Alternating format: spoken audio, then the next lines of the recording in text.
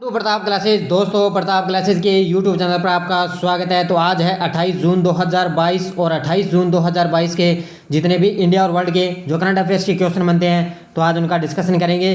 पूरा वीडियो ध्यान से देखना और लास्ट में आपसे क्वेश्चन पूछूंगा जिसका जवाब आपको कमेंट बॉक्स में देना होगा। तो सभी विद्यार्थियों को good morning, Radhe Krishna. Start करते हैं आज टुडे मोस्ट इंपॉर्टेंट क्वेश्चन। और जो भी विद्यार्थी हमारे इस चैनल पर नहीं है तो चैनल को सब्सक्राइब कर लें और इसके पास लगे बेल आइकन का घंटा दबा लें ताकि हम जैसे ही वीडियो अपलोड करें उसका नोटिफिकेशन आप तक पहुंच जाएगा। लाइक और शेयर करते रहना वीडियो को।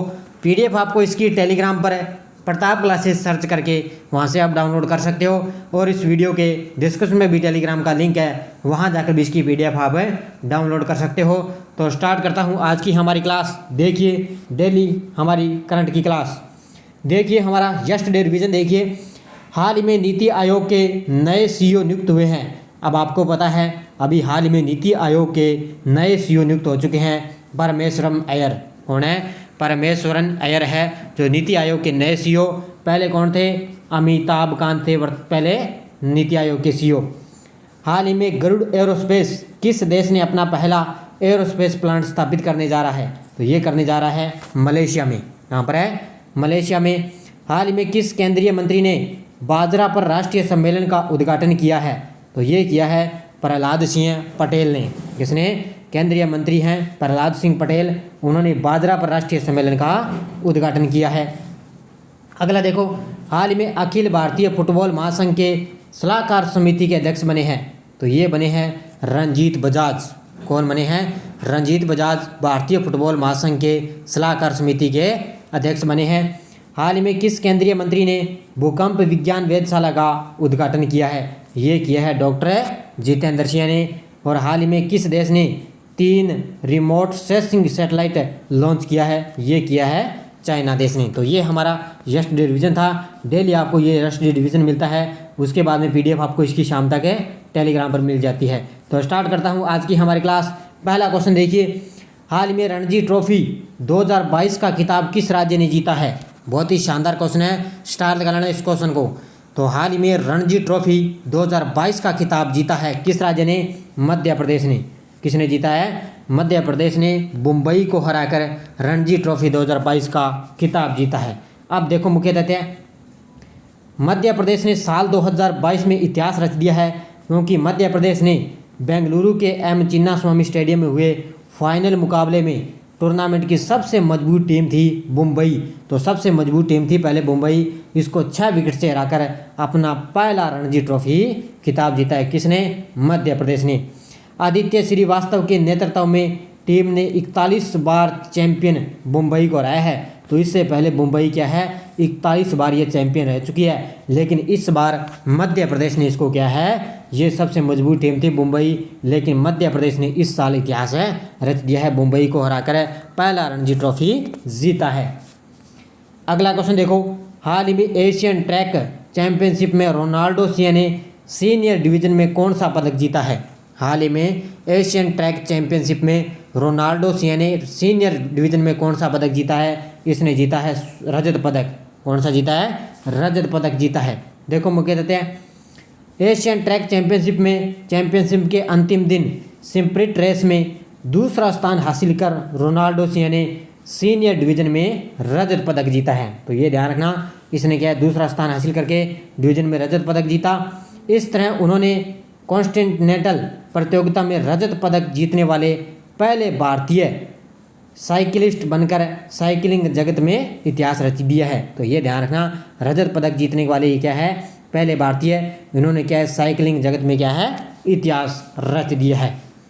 नेक्स्ट देखो, हाल में किस राज्य की सार्वजनिक परिवहन सेवा मो बस को प्रतिष्ठित संयुक्त राष्ट्र लोक सेवा पुरस्कार से सम्मानित किया गया है? अब आपको पता है पहले क्या है, मो बस सेवा को शुरू किया गया किस राज्य में? उड़ीसा में शुरू किया गया था, लेकिन अब क्या है, मो बस सेवा को संयुक्त राष्ट्र लोक सेवा पुरस्कार से सम्मानित किया गया है। तो ये है उड़ीसा राज्य की, ये ध्यान रखना, कहाँ की है? उड़ीसा राज्य की। देखो, उड़ीसा स्थित सार्वजनिक परिवहन सेवा मो बस को कोविड-19 से दुनिया को बेहतर ढंग से उभरने में भूमिका और प्रयासों के लिए प्रतिष्ठित संयुक्त राष्ट्र पुरस्कार से सम्मानित किया गया है। इसने क्या है कोविड-19 से क्या है बेहतर ढंग से उबरने में उनके प्रयास के लिए मो बस सेवा को क्या है संयुक्त राष्ट्र पुरस्कार से सम्मानित किया गया है। अब वर्तमान में उड़ीसा के मुख्यमंत्री हैं नवीन पटनायक और उड़ीसा के राज्यपाल कौन है वर्तमान में गणेशी लाल। अगला क्वेश्चन देखो, हाल ही में भारतीय ओलंपिक संघ का कार्यवाहक अध्यक्ष किसे नियुक्त किया गया है? तो भारतीय ओलंपिक संघ का कार्यवाहक अध्यक्ष नियुक्त किया गया है किसको? अनिल खन्ना को। किसको? अनिल खन्ना को। देखो मुख्य तथ्य, अनिल खन्ना को भारतीय ओलंपिक संघ का कार्यवाहक अध्यक्ष नियुक्त किया गया है।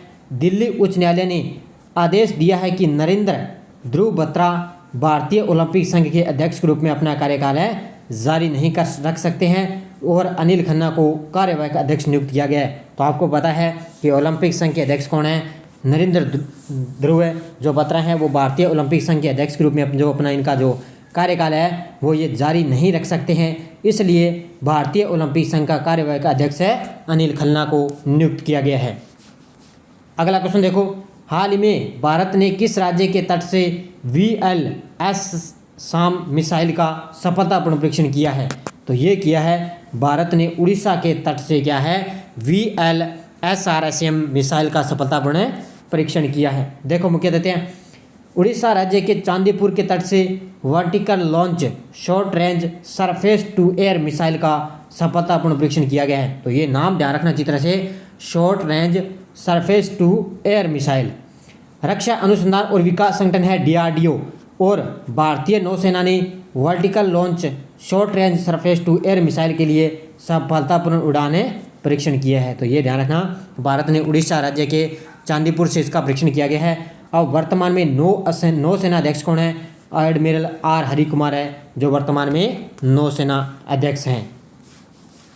अगला क्वेश्चन देखो, हाल ही में किसने कहा कि आने वाले 30 वर्षों में भारतीय GDP $30 ट्रिलियन तक पहुंच सकती है?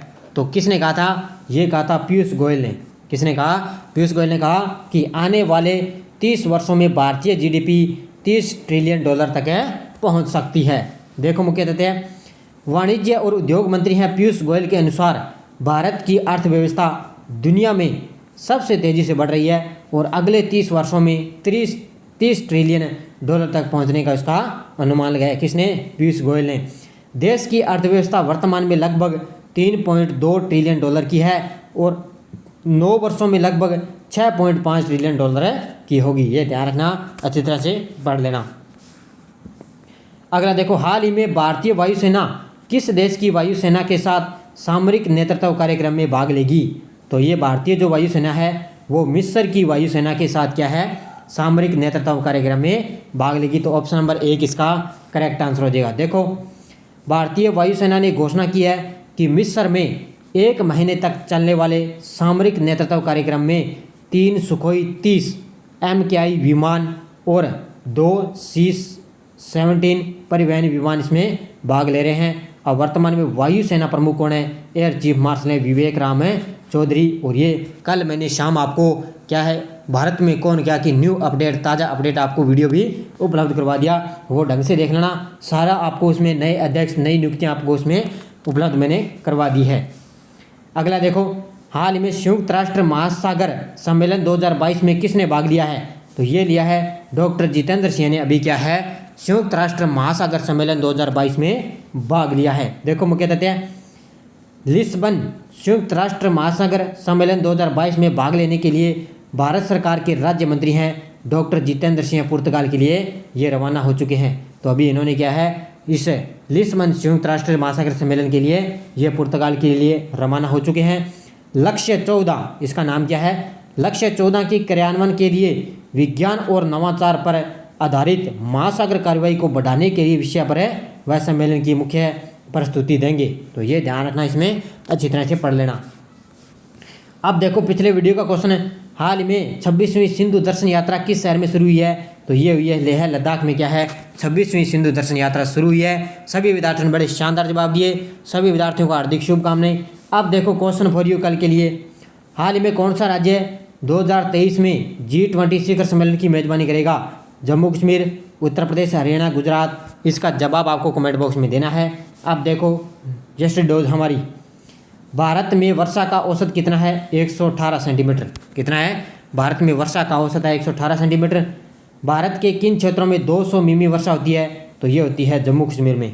कहाँ पर होती है?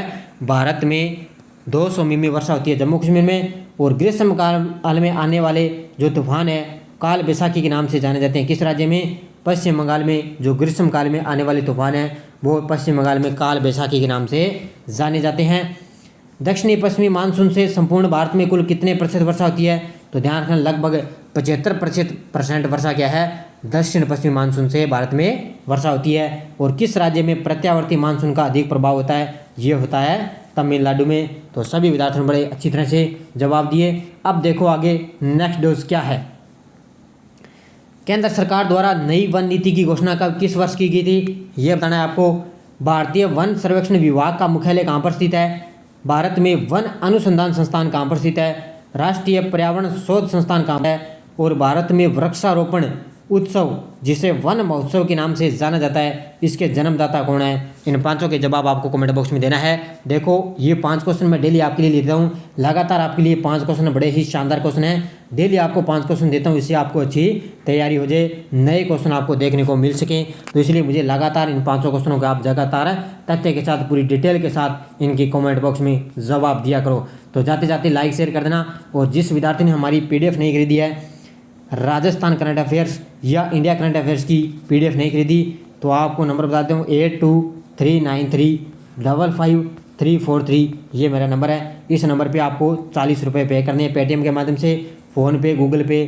तो आपके व्हाट्सएप के माध्यम से ये PDF आपको राजस्थान और इंडिया दोनों की मिल जाएगी। तो लगातार चैनल के साथ बने रहिए और आने वाले एग्ज़ाम के लिए सभी विद्यार्थियों को हार्दिक शुभकामनाएं।